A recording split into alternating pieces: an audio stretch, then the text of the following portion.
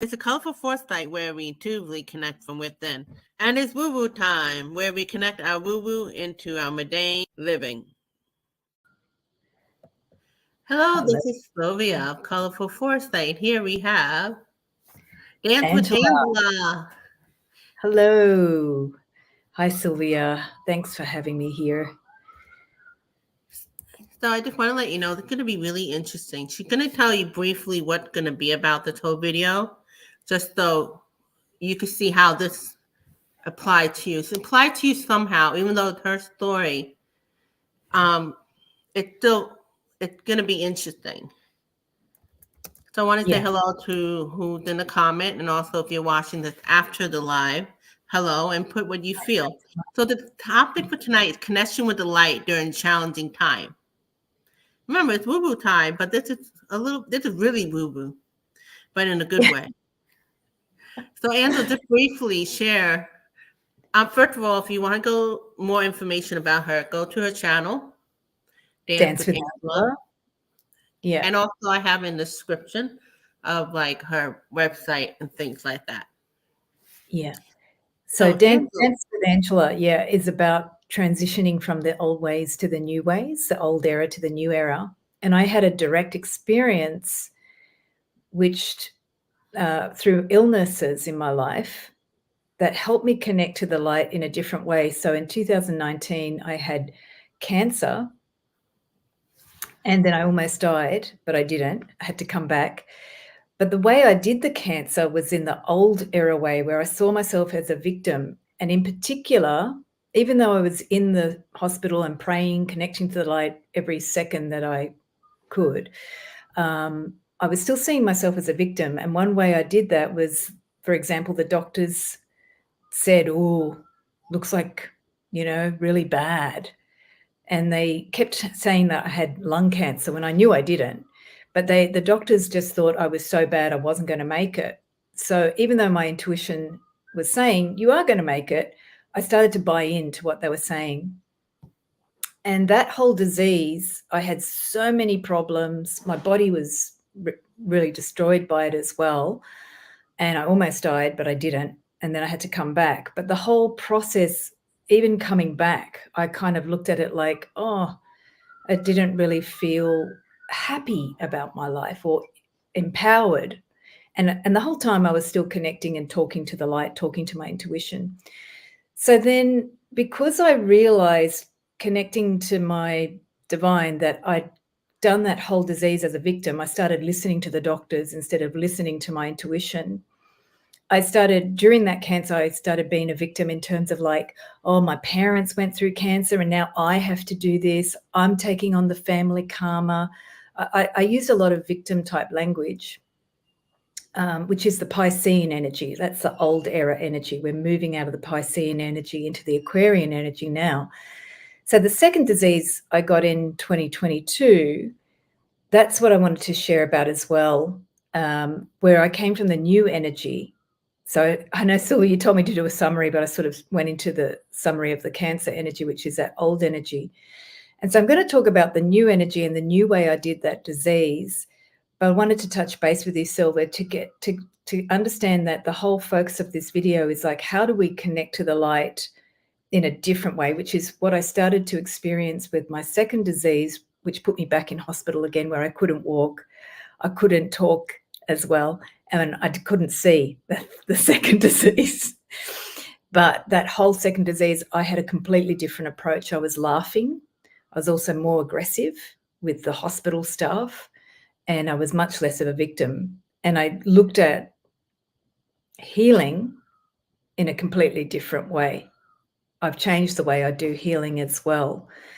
So I know, Sylvia, you wanted this video to look at healing, how it's changed as well. So maybe well, you you know, can it's share. funny.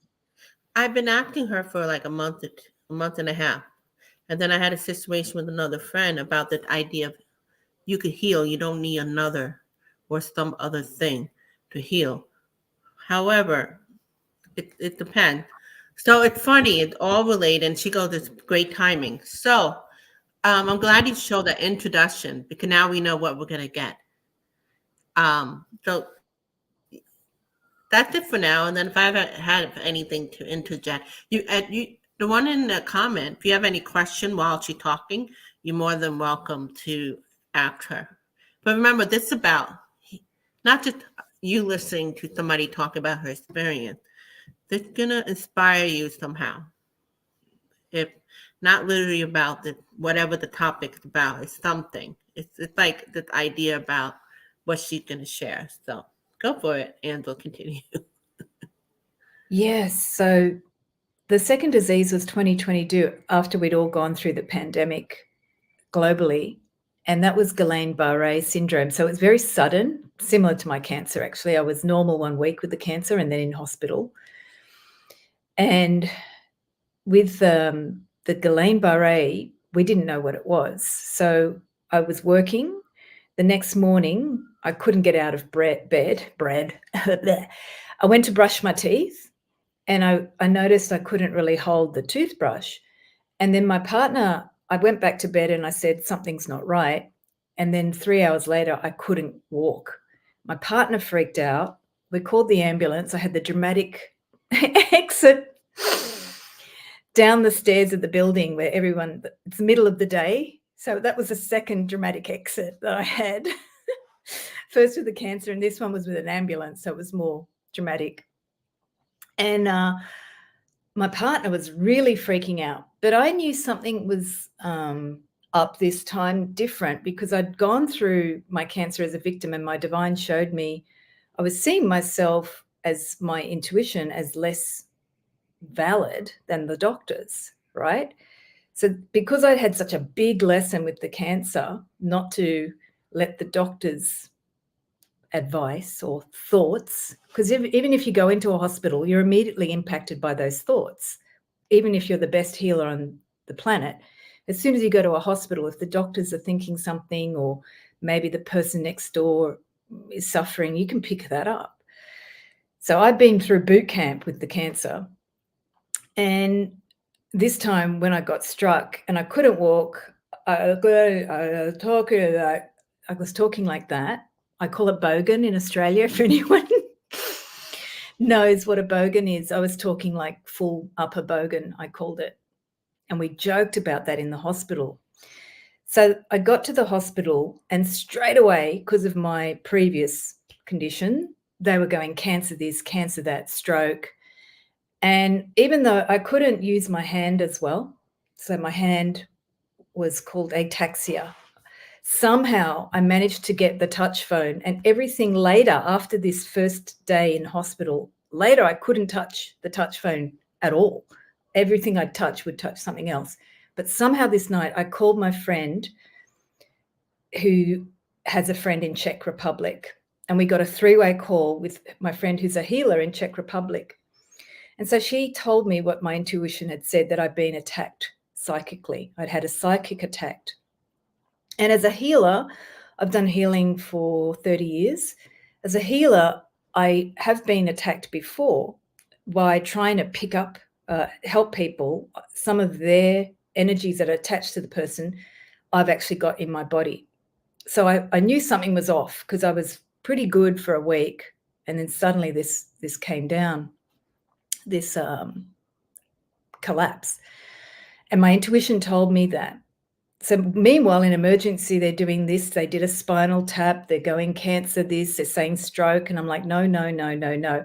But for validation, because I wasn't in a good state, I called my friend who called our joint friend in Czech, who's an intuitive, and could tell me, yes, you picked up this energy, because I had felt for someone and I treated them as a victim. I felt for them. And in my head, I went, oh, that's terrible that they're dealing with this quite intense energy that was attached to them. It had been attached to them for several years. And I felt that I could help. Instead of talking to the divine and saying, I can't do anything about that energy, you help that person, which is what I do now. All of my healing work now, I just pray to the divine directly. I don't do anything like I used to do 20 years ago, 10 years ago. I do send healing energy sometimes, like love or lights. Yeah. I know she did tell me that she wanted me to interject. I'm going to say this important piece because a lot of people shouldn't be afraid to, do healing work or whatever. But there's this idea that it might not affect you. And also, you're going from something like you said for 20 plus years. You've been into the woo woo, so to Doing speak, work. over 30 plus years. And trained. I've been Wow. formally trained as You've well. done a lot of, you work with other healers who are an expert and things like that. So Yeah. it's not like we're just willy dilly doing that. Um, However, now you getting to the point where you realize people have that idea like we are powerful and all that, but we don't know everything. Only like the source will know everything. You know what I mean? Yeah. So that's why you do prayers. And that's totally different. And also who you pray to. So for all of you, it's going to be different. And you got to respect everybody, whoever you pray to, honor that. But who do you pray to right now? Especially during the cancer and the second disease. Who were you praying toward? I have the avatars Triyama Bhagavan as my guides. You want to show your golden ball? Where is the golden ball? I don't have a picture here It's right right now. behind you. Oh, the light. That's the great compassionate light. Yeah. That some people would know it like the Holy Spirit in Christianity. It's appeared throughout the centuries on earth, and all divine beings are in there. And I have also, other people like the Great White Brotherhood and the other ascended masters, Hilarion, I connect to, John the Beloved. So I don't pray to them, I talk to them. And in general, I just have my higher self, which is connecting directly to the great compassionate light. So that's who she go toward. That's something I do as well. But everybody has their own divinity. You know what I mean? So just to honor that. So okay, so now you're going from realizing this illness is from you just talking. You were saying you had that thought of helping this other person. Yeah. I And went then into, oh, poor person, maybe I can help them. I feel like that's too much for them. The actual thought was this person had a very strong energy that was very dark. Okay, I could feel it. And I went, oh, I wish I could help them. And that energy basically went, yeah, and took me on and attacked my nervous system. And that created the nervous system, the immune system to attack my nervous system. For weeks, they tested me in hospital. They could not find the virus. It was an unknown, mysterious virus. I know what it was. And my friend in Czech Republic told me. So I got the confirmation that night. I'm wobbling on the phone, can't talk. Somehow my Aussie girlfriend called our friend in Czech. We're doing translation. And that night I was able to use the phone and do the healing process with the avatars Triyama Bhagavan as well. But after that, I couldn't even, with the touch phone, I couldn't do it. So for 2 weeks, they were still throwing around stroke, cancer, all these diagnoses. Then I did this really funny thing in hospital, which is the other thing I've learned. Like in our society, people relate to victims.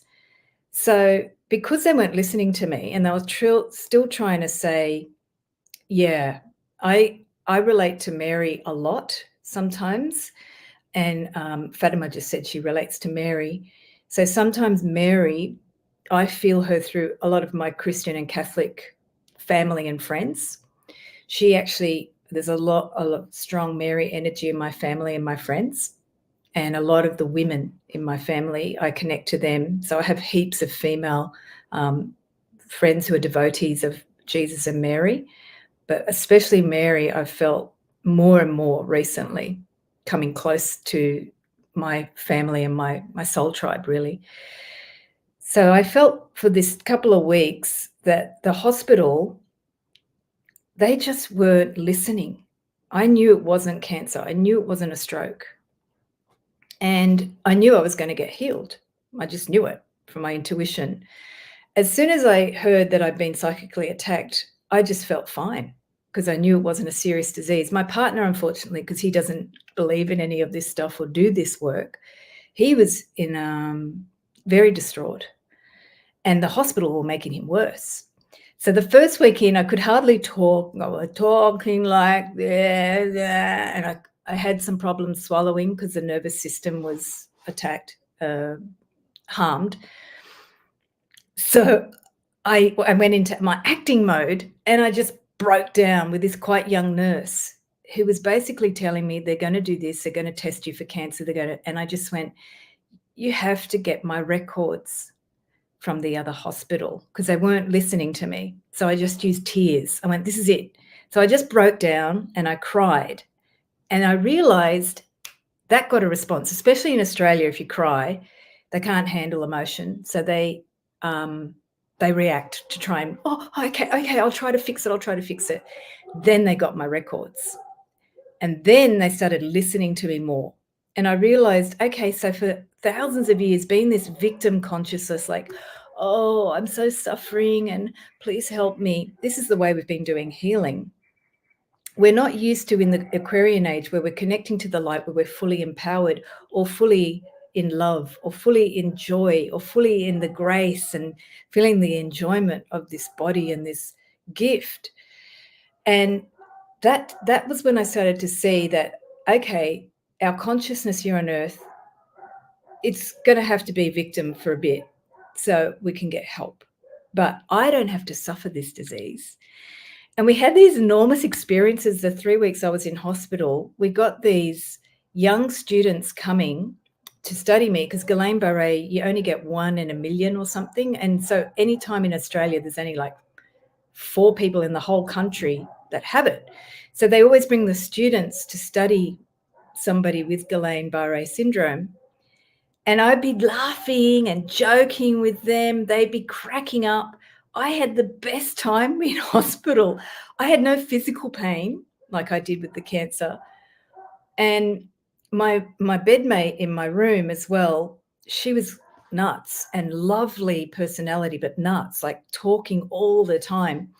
So we'd have these amazing conversations, we'd be joking. I was trying to get my other bedmate to pick up one of the other physio PT guys. I couldn't see what he looked like or what she looked like, but I was like, you guys what a different experience. Like from what you went through the first time was serious, and you had a lot of learning.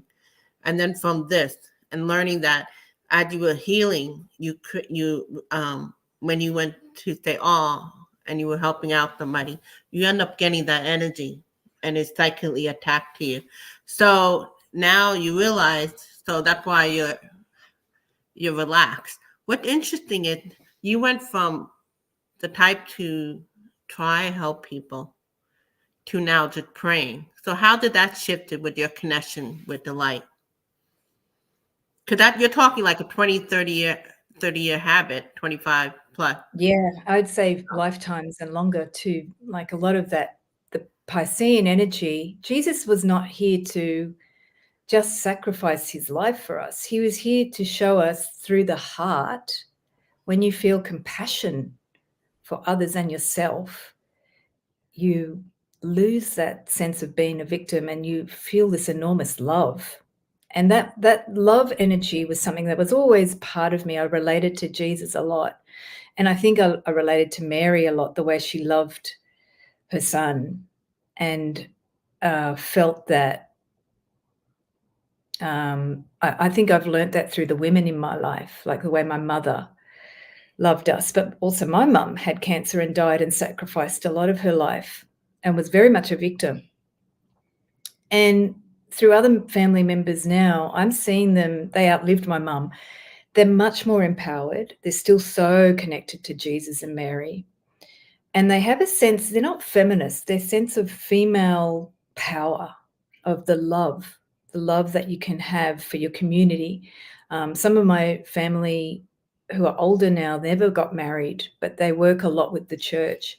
And they help people, they help the priests, they help other people in the church, they cook, they give. So that was the part that I wanted to feel more. And the transition from being sorry for people was actually seeing people, which started to happen to me anyway from childhood. What happens when I see someone or someone who's suffering, what I see, and I know other people see this, you actually see their empowered self, the self that is free of any suffering, that is free of being a victim, that is shining in joy in their light. And that's what started to happen from very early in my life. I would meet people who were suffering, but I would see actually their beauty.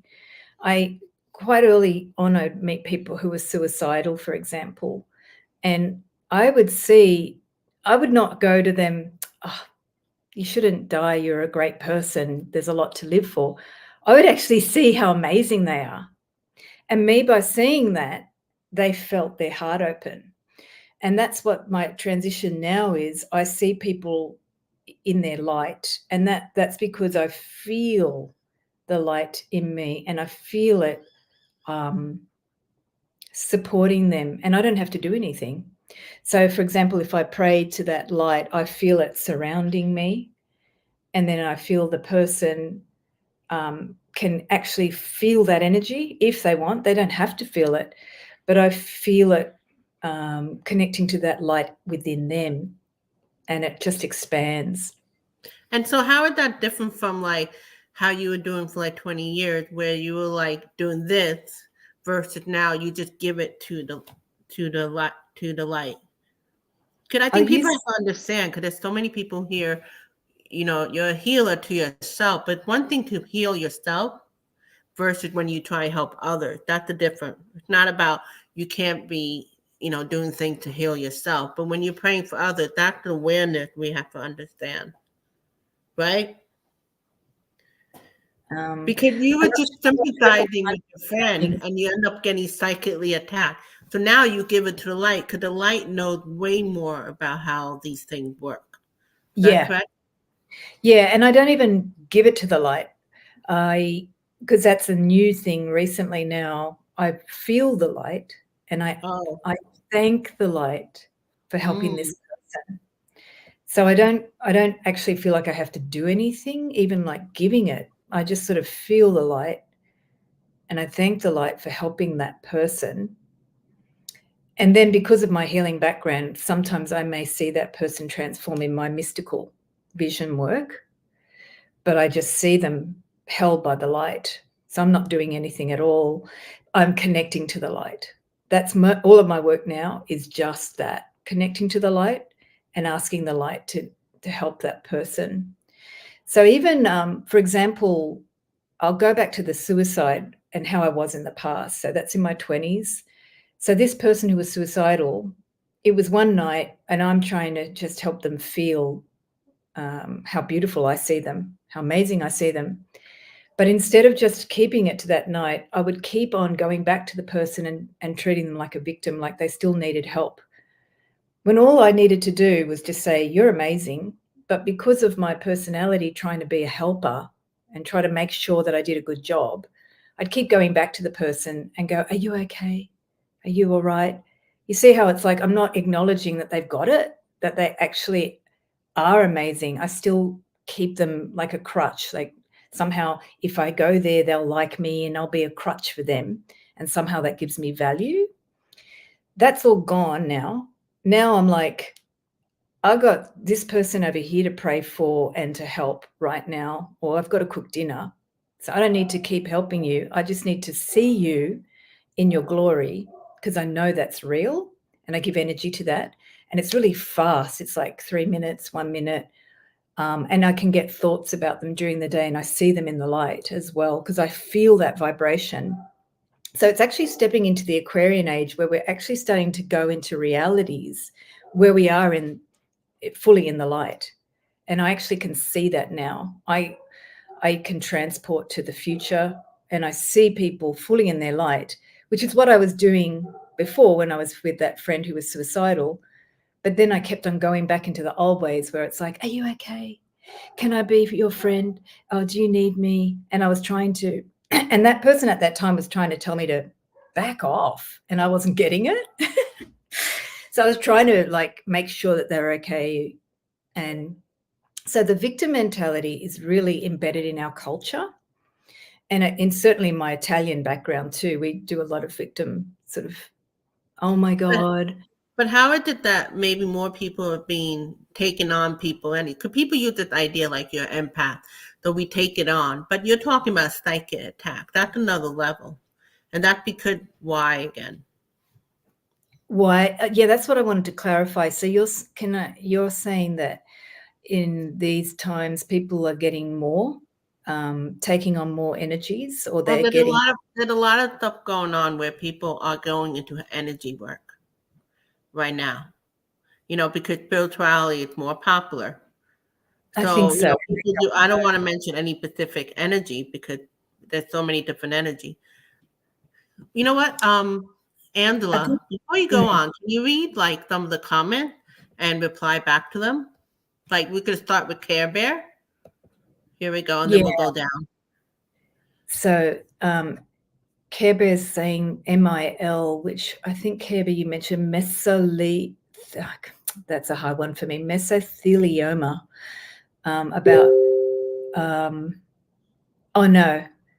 So she was so strong and fought hard. That's your mother-in-law, sorry, and and fought hard even when some doctors told her she should just surrender. And we pulled together and found others, and she fought for 3.5 years. So yes, when you're in a medical environment, this is the other thing to realize. We don't understand, even with psychic attack, there's also psychic energy. There's a difference between psychic energy. Mass consciousness is psychic energy. Collective consciousness is psychic energy. So any day, like Care Bear's mother-in-law, she's surrounded by the hospital thoughts, the doctors, and their words. And words are manifest reality. So if the doctors are saying to you, oh, just give up, that affects you. But then Care Bear's describing when everybody pulled around her, you're creating another field of energy, which again is psychic energy, and it's also connected to your love. And beyond that is that spiritual desire to help your soul partner, your soul member of your tribe, to feel that love. So I wanted to just underscore some of the depths of what Care Bear's sharing, because when we come together to pray for someone, we're creating a psychic field that connects to our spiritual energies. It's still psychic energy because we're putting energy out into the physical world, but we're connecting to the energies of our spirit, which at the center of that, you have some sort of connection to this person, whether they're in this realm or the next, or the other realms of non-physical. And that love creates a vibration. And that is what helps people transition through disease, to fight the disease, to work with the disease, overcome the disease, or dissolve the disease. So we humans have power when we come together to dissolve disease. We don't understand the power of it quite, but all of you, I know you're watching this, you've all seen prayer work and save people's lives. Soul alchemy. Do we become unbalanced if we don't embrace the beauty and powerful healing that comes from our darkness? Without the others, we don't see the potential of both as healing. So the power of the darkness comes from transforming the darkness. So it's definitely like, I think you mean Indigo Jaguar, like don't spiritual bypass the darkness. So for me, the psychic attack with this entity that was attached to the other person I felt for, it was something way beyond my league. Like I'm talking like Marvel Comics universe type level stuff. Like I don't need to take that darkness on. But for example, my friend's darkness where she felt powerless, I can see that as a reflection of where I felt weak, right? And so when I was in hospital, I got to see where I felt weak with the doctors, or where I felt weak with my partner who was having a lot of difficulty handling this. And I just saw that I could be a leader. But I did feel vulnerable. I felt bad for my partner going through what he went through.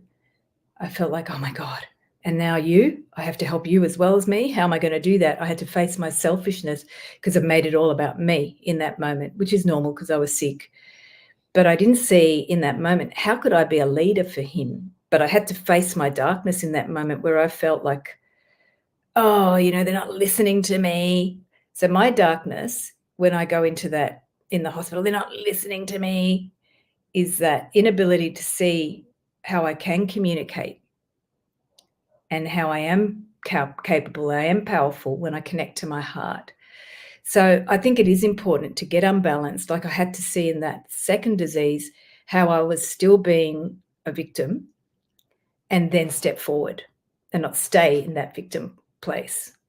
And I used the tears to get the nurse to respond. And then with my partner, I celebrated. I went, great, the tears worked. You know how it works in Australia. You've got to cry so they listen to you. And now they're going to get my records from the other hospital so we can move forward. And he laughed. And that was where it's really important to see in every situation when you're going into that darkness, which for me is the victim in many of my life circumstances, I'll often blame the divine or I'll blame somebody that's been a victim. And that's my darkness. I do that all the time as a habit. And then I come back to, all right, I've had my complaints. How can I stand in the light? How can I be in the light here? And it's not like I have to do anything. I just connect to the light, I use the great compassionate light, and I just start to feel things just happen automatically. Yeah, that energy, I'm telling you guys, do you remember the movie? Some of us are born in the 70s, but do you remember like Masters of the Universe with He-Man, She-Ra? I was like, this energy was more like a dragon energy. And like, dude, I don't really pick up that sort of stuff, but I've seen stuff and I've seen a lot of weird things in my healing experiences with people, and in dance workshops, you see all weird things. And I've been in countries where the energies of certain land energies are quite full on because land energies are strong. This was like one of those. Well, how were you when you were in, and not all part of Bronx, some part of Bronx is actually nice, but you were in a really bad area? You must have picked up all that land energy right there. Sciatica that was human consciousness. That was not the land. That was humans. Oh. So I was in one building where I got sciatica. I never have sciatica. And that was a building where you'd hear domestics pretty much every day, every other day. There'd be some domestic. It was 60 apartments in the Bronx. But that was my battleground. So I called my teacher and I said, I'm getting sciatica. My teacher said, why are you picking up? So she just kept on doing that for a good few years, like I think about 7 years probably. And I realized my habit of picking up, when I hear a domestic or I hear someone suffering, my heart goes, oh, boo, boo, boo, boo, rather than just connect to the light and pray for them, where that expanded energy will support them in a way I can't. And I think if you connect to Mary and Jesus, you'll know that. You'll know that sometimes when you feel that Mary energy, I've felt it anyway. I don't directly pray to her now, but I've been working with people who pray to Mary, and I can feel this love come in and support me that I'm like, whoa, that is so bigger than what I'm used to feeling. And that's the vibration that can support people. So Fatima's mum had the stroke and dementia, and she had an attack. The doctor said she had a heart attack. Yeah. And Fatima said no to operation. Then the doctor told me, your mum will last only 3 months. I said, I leave it in God's hand, and she lasted another 3 years. So, and I don't want to attack doctors either. This is the other lesson I learned from the cancer. I had doctors whose hands saved my life. So what I did in the cancer, because I was smart enough to realize I needed these doctors to be filled with the divine, even though I was pretty sick. So I was praying and I was asking the avatars in India, Sri Rama Bhagavan, to come into the doctors, into their heart and into their hands. And I also did some other healing work using violet flame. I used the blue healing of protection and healing, blue flame of healing. And I used that in the surgery room. And I called on the divine to seal that place and come into the staff. And any criticism I had of the doctors, they were going to feel it if I was thinking it or saying it. So anytime I had those thoughts, I actually didn't have those thoughts. I was just like very grateful the whole time that these people were saving my life. They don't believe in any of this stuff. I even had this doctor, he was quite, how do I describe his personality? He was on the spectrum, I think, but that's not a bad thing. He was more like, he was into doing a good job, and everybody else in the room were not agreeing with him, including me, because he wanted to do a biopsy. And I was terrified that if he did a biopsy of one part of my body, it would spread the cancer. And I was right. And some of the other doctors were arguing with this doctor that was insisting, because he wanted to do a good job, insisting on doing a biopsy. So whatever happened, I prayed. That whole biopsy thing just left. So subsequently, I think it was, I don't know, time's a bit weird when I was in that place. I don't know what happened logistically, but I distinctly remember a few weeks or days later, I ended up having a surgery with the same doctor, who basically, I'm thinking, you bleep and stop thinking about a biopsy and no way. And I'm praying and I got my prayer answered, and everybody else in the room was a bit off with the biopsy. I don't know what they were thinking. They were assistants to this doctor. But subsequently, I had a clot coming to my heart that was going to kill me. And I basically almost died anyway before they got me to the surgery. And the same doctor is above me, and I'm conscious. And I'm looking at this guy that I've been criticizing in my mind, thinking, you bleep and blah, forget about it. He's now the one that's going to save my life, right? So I'm thinking, don't think bad thoughts about this guy, because your life is in his hands right now.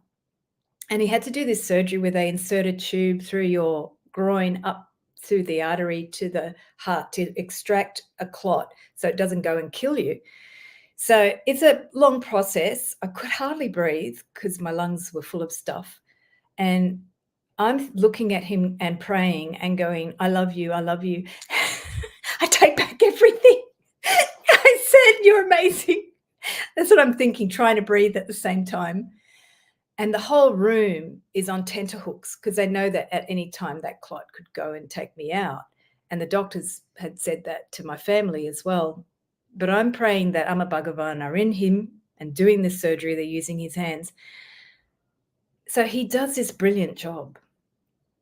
And afterwards, I look at him in complete awe because I'm connected to the divine, knowing that they used him and that he's done this amazing job. And I like, how do you do what you do? Like I'm completely in this state of awe. And he just shrugs it off and he's like, oh, I just stand on the shoulders of great people who came before me. And he completely didn't take any gratitude. He just was like, I'm just doing the right thing because he's doing a good job. His job is to do the good job to save people's lives. So often we project all this stuff on doctors and their personalities are not good. Some of them are great. But really, it's for us to step forward and see the light in them, see the light in ourselves, connect to the light in that time. And that's what happened in that moment. I saw how this guy just doesn't even take compliments. He doesn't even think that much of what he does. He's just doing the right thing. And that's how he helps save people's lives. And I'm so grateful that people do save people's lives. So Care Bear says it's important for supporting others through cancer and illnesses. It helps for them to seek therapy. Thank you for bringing that up and helping them to talk for support. I wish my husband had, because he was in a dark place. So I'm still going through this now, Care Bear. Thank you for bringing up about the talking, because often what I've had happen in the cancer was that people came to me who subsequently, after I had cancer, then they had cancer, and one of them has passed, but her family members are still coping with that. And there was a lot of shock about her passing, and the talking is super important. So it's really important during the cancer that people talk, because you're going through your process of spiritual completion if you are passing, or completion of a perception of how you see yourself and your life, to a new perception of your life. If you still get through that cancer and you stay here, whether it's 3 years or 30 years, it doesn't matter. If you get through the cancer, you have a new sense of self. And Indigo Jaguar is saying, yeah, support is so important, Karen, creating that safe space. Because the talking and the souls that come together when a person's in cancer actually are all connected to that person's journey in some way. We don't, like Sylvia, you said, we don't know how the light works. Sometimes when you're connected to someone through illness or cancer or death, you don't know how your soul needs to go through that process with the person. And even after death, there's a grieving. So that's another part of the journey. So I'm sorry I don't know your name. So Wolfgirl Oracle says, I am super sensitive to Dolly. Oh, D-A-L-I. Dali. My brain doesn't remember every name and makes up names too. I'm super sensitive to dark energies. I don't know if it is my autism or what. Yes, it is. But that's a whole nother topic, Sylvia. So, Dali, I'd love to do that on autism, because I think there's another piece of the spiritual gifts of autism that needs to be. You know what? Maybe we'll do a collab with us three, because she had the YouTube. I'd love to do it, because my niece is spectrum, and she's had spiritual gifts. So I saw them from, like, when I started hanging out with her from 4 years of age, and I tried to cultivate some, but now I'm in another stage with her trying to cultivate them. So Dali's saying, I can feel dark people, places, entities. I protect myself pretty well these days. I have to. And see, for me, the gift of people on the autism spectrum, also highly sensitive people. So some people are highly sensitive. Some people are on this autism spectrum. Some people are a combination of highly sensitive and on the autism spectrum. Some people are autism and ADHD and highly sensitive.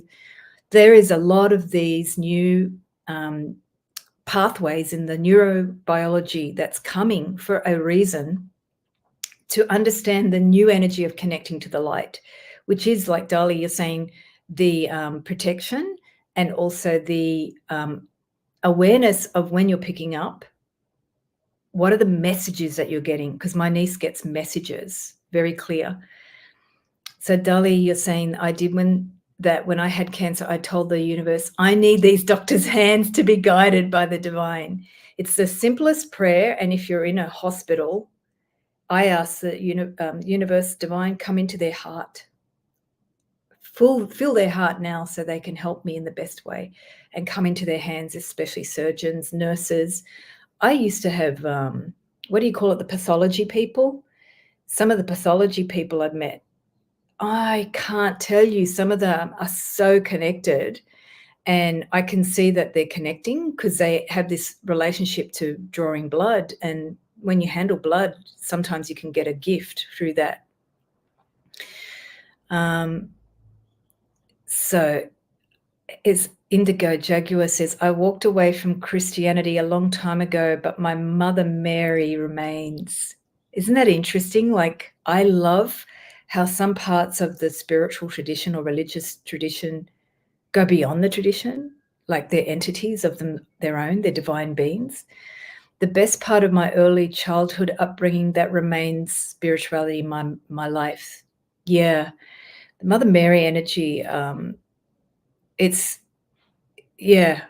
mean, for me, there's some things about the story about the conception, which may be not true, but may be true on another divine realm, the Immaculate part. I believe there was a physical conception for Mary Magdalene, but the Immaculate Conception, even that, I think those things are really fascinating. how we can give birth to things that are of a divine nature, that are sort of taken literally when they could be metaphysical. So yeah, the Mother Mary energy is really fascinating for me. And Dali says, a very good friend of mine and I had the same cancer at the same time. My cancer was caught only 2 weeks earlier than hers, and she didn't survive. I really feel for you. That put me in a dark place for a while. Yeah. So I have a bit of survivor's guilt too, because my friend, oh, thank you, Dali, would love to do a collab with us. Yeah, I didn't realize I had survivor's guilt until after my friend passed this year, I cried with my friend and they said, yeah, that survivor's guilt is hard. And it's really interesting because some people don't make it, but I'm still seeing my friend on the other side, but that process is still evolving for me. We're doing the memorial this weekend and seeing her on the other side is an ongoing journey. But because she supported me and she was healthy when she supported me through my cancer, it still is this shock that she got the cancer and wasn't able to survive. And now I have other people in my friends and family with cancer. So I kind of can easily go into victim mode with that and go into hysterical Sicilian, which is like, oh no, the worst is going to happen. And that's where I've got to practice the Aquarian energy, the connecting with the light and going, even if they die, they're still a divine being. They're going to be connected to the light through all the work that we're doing with the prayers, with connecting to them. Connecting people now before they pass to the light is the most important work for people who are dying. And this is the work I'm doing anyway.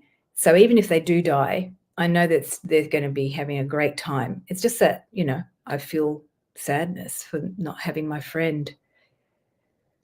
So Dali's saying with Indigo Jaguar, yeah, she passed just a month ago. I'm at peace now. It took time. Yeah, my friend was just about a month ago as well. There was something about that January period that was a bit intense. So did Dali saying it, I totally get that. As soon as she saw her friend, Laurie, on the other side, she knew all was very good.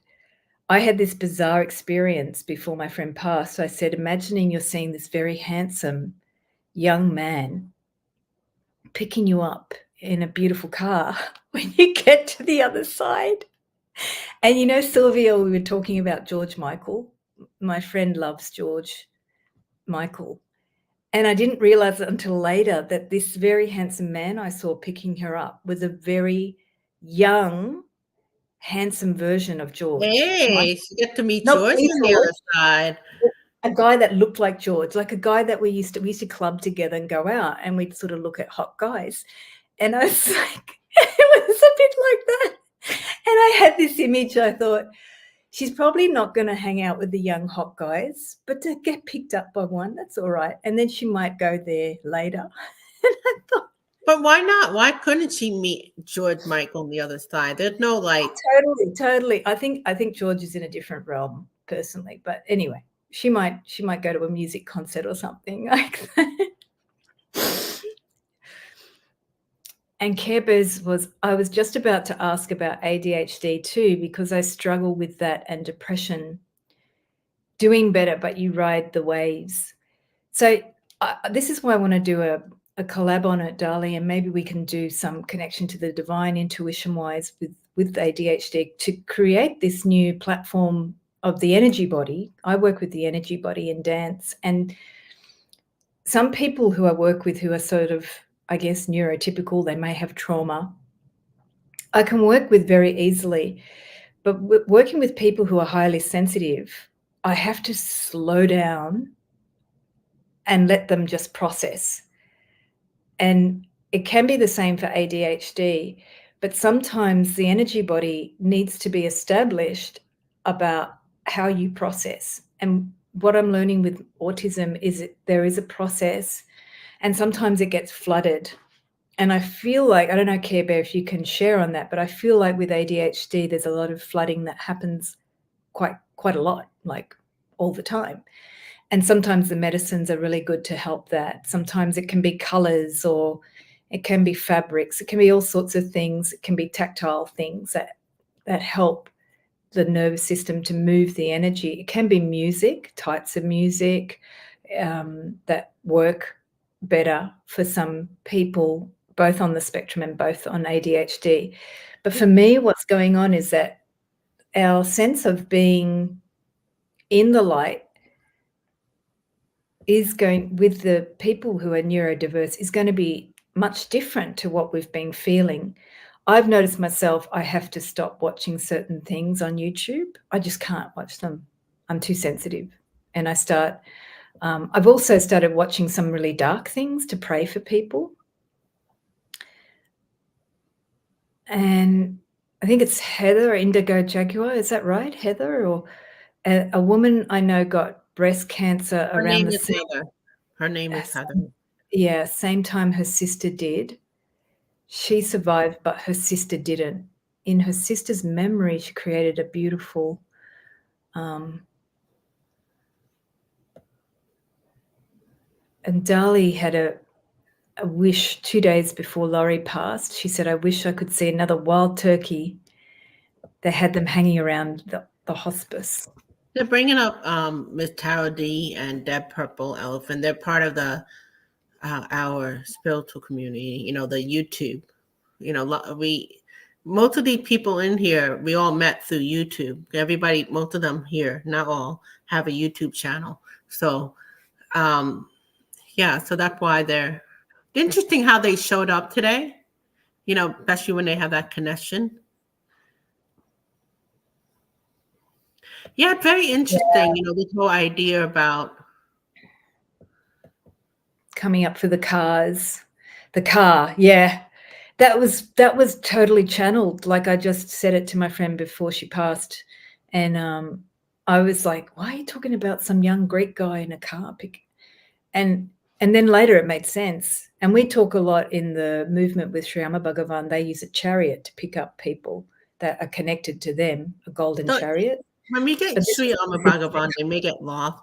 It's kind of like our divine that we go to, but think like Mother Mary helping you out. Whatever your God is or source is. I just want to mention, because Heather mentioned this, and she came in like toward the middle, but I'm so glad you showed the difference between, like, sometimes doctors are just being doctors and not really helpful, but then you had a different relationship with the same doctor that would cause trauma. And I think with Heather, she'd had shared this, so I could share, like, she had depression. And she would try and take all these medicine and it wasn't working. Like, the medical system was failing her. Finally, she found one. So sometimes they do come through. This one particular medicine is helping her.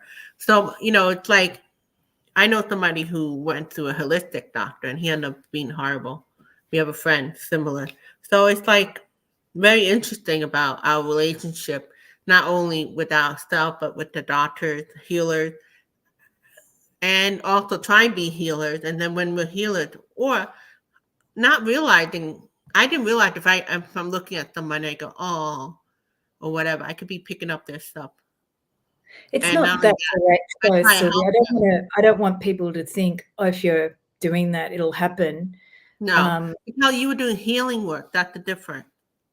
Well, actually, we were just doing a conversation. I wasn't even in a healing work, but the energy was so malevolent, which is different to picking up someone's energy, right? Oh, thank you for that difference. Right. You're clarifying. Very Okay. different. It was a very malevolent. It wanted to attack. So that was different. Like, for example, psychic energy, I can pick up, like in the Bronx, when I was picking up the domestic violence and the other trauma in the building. That's just psychic energy. They weren't trying to harm anything. They're just living their lives and they're suffering. That's very different.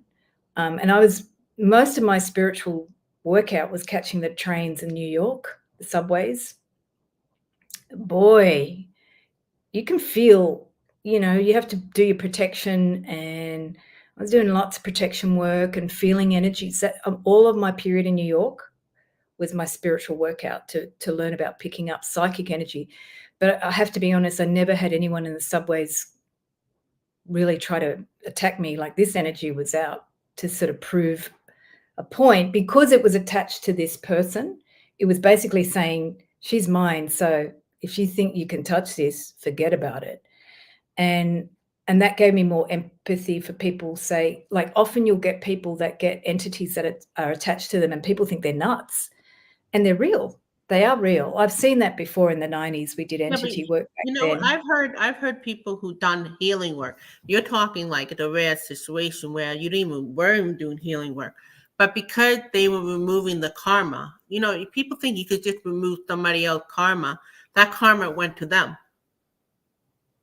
So that's why we Yeah, leave it to the light that knows more than us, right? Sometimes yeah.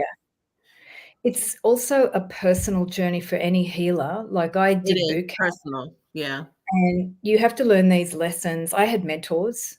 So I got, boot camp with my mentor. Like, I'm in the Yeah, can you Bronx. repeat that again, like what Helen said to you when you kept why you keep no, can you Why do repeat you that? keep That's doing it? important. Why do you keep doing it? She was saying to me that it's a habit, right? And I'm a psychic sponge, and to be aware when I'm picking up and to just say, I'm not doing it. So basically, I'd be going, if I'm feeling crappy, and I'd have to ask, is this my energy? Yes or no? And sometimes I didn't even have to know who else it was that I picked up. I used to do that investigative research when I was really in the mind. Is it from my country? Is it from another country? Is it from this building? Is it from, who cares? And it's like, I just would let it go. So there's two ways I do it. I do it through releasing through the earth, and I do it to the divine. So I do it with the planetary being, the Gaia, the earth, or the divine. And I've been doing that in dance for thousands of years. How old are you? But Helen basically was like, stop doing it. Why are you doing it? Why are you doing it? And that made me go, I have responsibility here. I'm a healer, then be a healer. Like, don't just go, oh, I'm an empath and I'm so sensitive. Yeah, really take responsibility. You picked up. Is it your business to hold on to it? What do you do? I pray sometimes to the divine to take it from me, or I let it go to the earth. And I used to ask that. But basically, it was my responsibility. If I'm going to be a healer, it's like a doctor. A doctor has to learn how to be good with hygiene and scrub up and what they need to do. Well, a healer needs to know what they're doing too.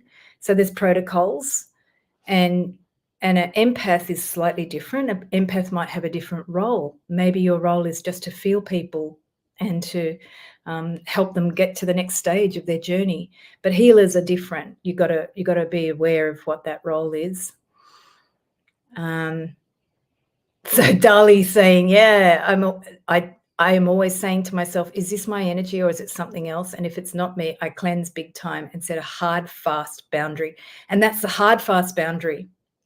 So Dali, that was my weakest link in my life, is setting hard and fast boundaries. Being a dancer, I'm like, everybody's one and we're all just in the same space and we're all woo. I'm so like Sylvia's alien friends. Woo, we're all just in the glorious soup of each other, but we're in this realm on earth. So hard, fast boundaries was somehow, I thought that was antithetical to my nature. But when you get really clear and you repeat that as a practice, so every morning I do surround my aura with healing or with protection that allows good things to come in and out, but anything that goes through it gets healed. I don't reject anything. I just allow things to go through my aura to get healed. But to be strong and hard, like, I'm not taking this on. I'm not doing it. And just, I talk to my divine really firm now, Dali. I didn't always, but now I'm like, I'm not taking this on. After the second hospital trip, it's like, I'm not going back to hospital. I'm not doing this. It's not my business. And the other thing that Helen gave me too, which has been growing as a teaching, was, is this my business or not? So, for example, you could be, That's huge. That's a good yeah, one. it's not my business.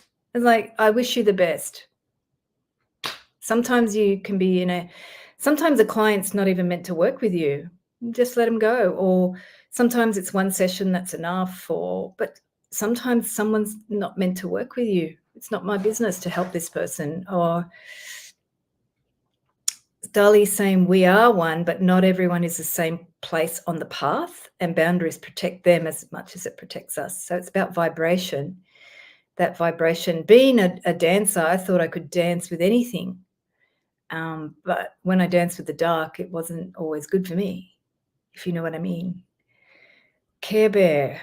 Miss Tarot D told me to ground myself with protection before I go out so I don't have recoup so much when I go back home. I just love interacting, and I don't always know if a feeling is. That's how I feel, Care Bear. I don't. Sometimes when I feel a feeling, and I grew up like this as a child, I would feel things, and I would watch a movie, and I would feel that movie inside me. I thought I was the movie. Like, that's how we are, like children, right? But as your consciousness gets more concrete after you grow up, you don't feel, you get hurt because somebody's feeling something and you feel like it's you, and you start to reinterpret it, you misinterpret it. So that's why the intuition is so important. Like Dali was saying, like, is this mine or is it somebody else? And the second piece is like, is this my business, or do I, it's not my business. I have a question. Like you were talking about general people. What about people who in the public eye? You got musicians, you got actors, you got leaders. You even got like people in the hospital. Like it Yeah. doesn't have to be like they're not even aware, you know? Like Well, let me use George Michael, because like I've been yes, obsessed with how Michael, yes. George was such a big figure in my childhood group, my school friends, and we're still connected, and my friend who passed. And then I thought about the young, handsome guy in the car picking up my friend. And George, I've been watching videos about him where he talks, and of course he's being gay. We were in love with him. We didn't know he was gay. We didn't care. So there was that whole thing about he brought something up in us that was about passion, love, sexuality, being attractive, wanting something, desire. But also, if you look at some of his other videos, which I have watched, he got political and he got a voice. And also the way he was, what do they call when they get someone in public and they try to out them and make them, I forgot there was a word in the 2000s where they outed people publicly when they did something wrong. So all of that stuff that he went through, and at some point some of his songs were making a political statement. So why am I attracted to George?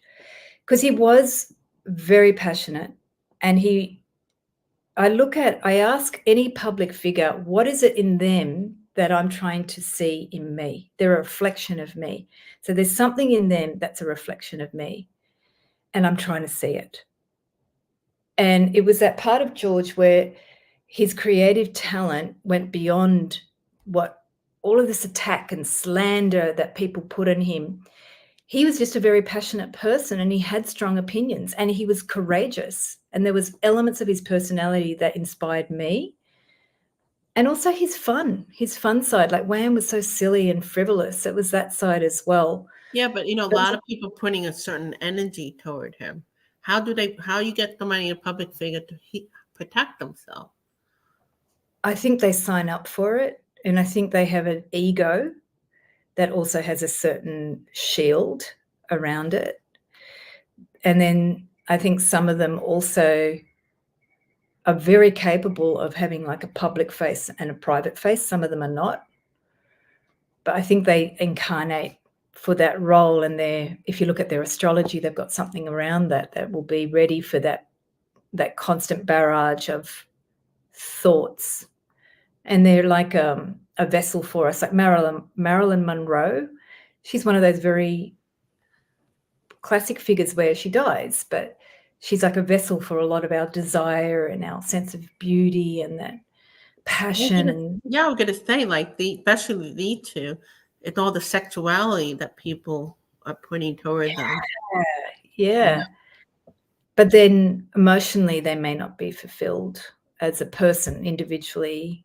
They both had addiction and things, but I think in their aura they must have a different makeup that allows for that, all that stuff coming to them. And people don't understand. Yes, they're taking on all of those thoughts to serve us. So in a way they play a service to us. So Sterling and Linda are really good at that, explaining how these famous people, they have served us in some way. They took that on to serve our collective consciousness. Were you talking about blackball earlier? You were trying to find that word. She already probably forgot. It starts with E, so they're it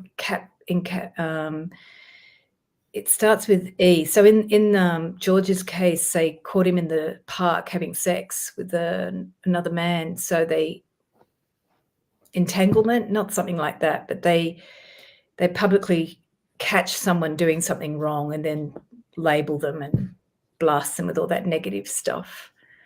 Character assassination? I don't know. Yeah, it's a word from the 90s and stuff. It was an E word. It'll come back. But it's so interesting because we've replaced it with other words. But it was big at the time because George was at the beginning of that. And if you watch some other interviews, he was also really vocal on some of the politics in England. In one of his songs, he did a political song. And the interviewer's attacking him. It's like, you're a musician. Why are you making a political statement? It's because I'm a human being as well, and I can. And now we have lots of artists that do that, but for somehow George wasn't allowed to.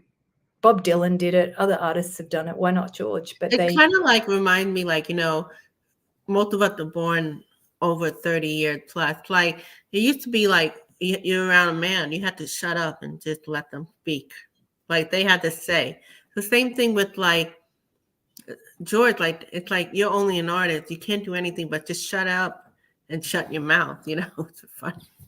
And I think the type of artist he was, because he'd been such a sort of more around sexuality and love and passion and bubblegum and Care Bear. When I sing, I go into a bubble almost step outside of my body. It's hard to explain. I like that. Faith. Yeah, we're around the same age, most of us here. So, yeah, he was around that. What is it? Middle to late 80s. So, yeah. Yeah. So this topic could go on as long as we can, but this idea, what do you want to wrap up about the connection with the light, especially during challenging time? What would you want to tell people? So the Cliff Notes version is it's easier to just connect to the light than try to fix. And if you just, whatever process you do, can be Mother Mary surrounding you in her love, or I'm just thinking of Care Bear's name because I like when the Care Bears were popular, we were obsessed. I wasn't, but a lot of people around me were. I remember thinking I was missing out on something, but that love that the Care Bear thing, we had collective love. The Aquarian age is about the divine light is a collective of divine beings waiting for us to connect to them. And it's easy. It's easy. What I saw in my second disease was I had a party. We had a dance party in the hospital room. The nurse came in. I couldn't walk, but another nurse had put on some music. He was into like all these 90s bands. The lady next to me, who was a party house, she was dancing, and another nurse came in and went, "What has happened?" And that's the Aquarian energy. It's just about having a party with the light. But our condition is, when we get into our healing gifts, we think it has to be a certain way. And just to open up to yourself, connecting to your love bubble, your light, in whatever way you connect, and allowing them to work through you is going to make it so much easier. The grace is stepping up now. All of these healers, like Sylvia, I feel like the healers working with the energy body now is a good thing, because they're going to get downloads that I didn't have in the 90s and 2000s, and now they're going to get instant downloads that will show them, here, you don't need the books. You don't need to know about the chakras. You don't need that. You just have this. They're going to get it. And that's the new energy, connecting to the light. More than anything else, if you just do that as a daily practice, you will find that energies won't be attracted to you. And since that time, I got the big ghouly one that tried to, knock me out. I knew I wasn't going to die. And I saw myself differently. I saw that all I need to do is connect to the light, and all of the other things will fall away naturally. And if I do feel funky, you still ask, is this my stuff, or what do I do? Just connect to the light.